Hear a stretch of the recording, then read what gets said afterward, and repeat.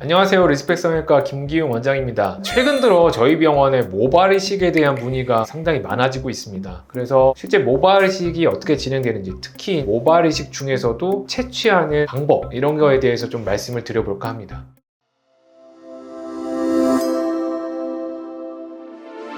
모발 이식 하시면 채취하는 방법에 크게 두 가지가 있죠. 절개하는 방법, 그리고 비절개로 뽑아내듯이 모발을 채취하는 방법이 있습니다. 근데 이 두 가지 모두 다른 부분이 아니라 후두부에서, 우리 뒤통수에서 모발을 떼거든요. 거기에는 이유가 있죠. 아무래도 후두부의 모발은 일단 탈모의 영향을 받지 않습니다. 모발이 빠지는 게 앞뿐만 아니라 중간 부분, 그 위에 부분까지도 상당히 광범위하게 모발이 빠지잖아요. 탈모가 진행돼도 후두부의 모발은 남아있다는 거. 그리고 이제 또 하나 중요한 것은 가장 잘 보이지 않는 위치라는 거죠. 정면에서 우리 눈에 일단 잘 안 보이고, 다른 사람들도 뒷부분을 보게 되는 일은 잘 없잖아요. 그리고 머리카락 자체가 아래로 내려오기 때문에 뗀 자리를 감추기에도 상당히 유리하죠. 그래서 이러한 장점들이 있기 때문에 후두부의 모발을 주로 사용하게 됩니다.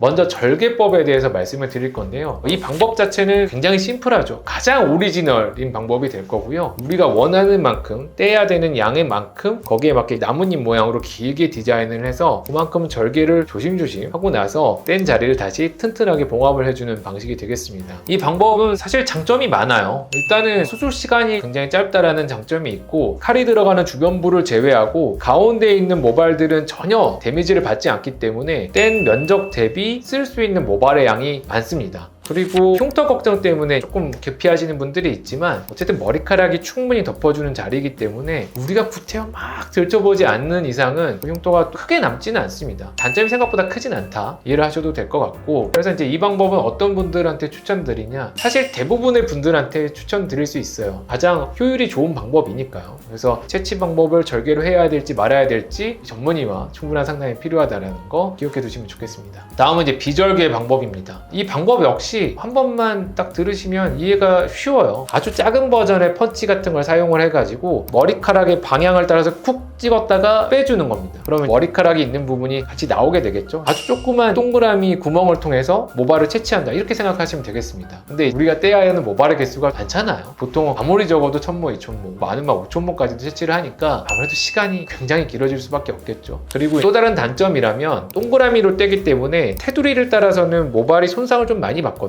그렇다 보니까 우리가 원하는 정도의 모발을 얻기 위해서는 생각보다 상당히 많이 떼야 된다. 수술 방법상의 단점이라고 할 수 있겠죠. 하지만 당연히 장점이 많죠. 일단은 흔적이 남지 않는다는 점. 나중에 모발이 적어지긴 하지만 뚜렷한 흉터가 보이지 않는다는 점이 가장 큰 장점이 되겠고요. 그 다음에 수술 후에 통증이라는 측면에 있어서도 절개보다는 좀 덜 합니다. 물론 뗀 자리가 있으니까 시큰시큰하긴 하지만 조금 더 그 시간을 견디기가 쉽다는 점도 장점이 될 수 있겠죠.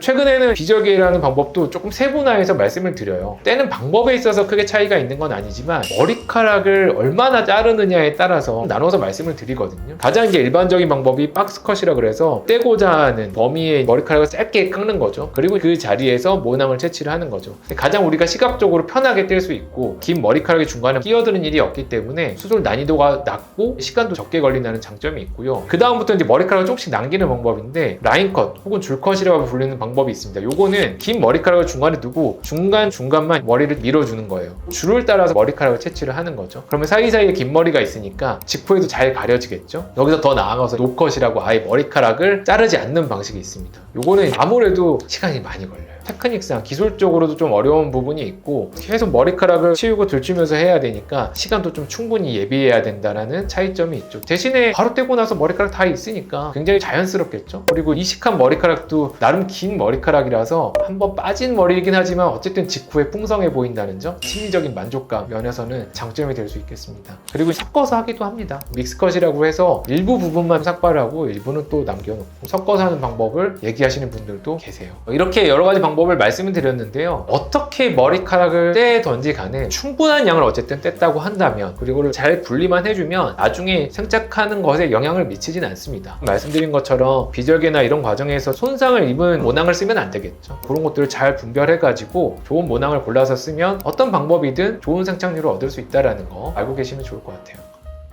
오늘 준비한 영상은 여기까지인데요. 추가적으로 궁금하신 사항이 있으면 댓글 남겨주시면 저희가 나중에 추려서 답변 드리는 시간 가지도록 하겠습니다. 이상 리스펙 성형외과 김기용 원장이었고요. 다음에 또 유익하고 재미있는 영상으로 찾아뵙도록 하겠습니다. 감사합니다.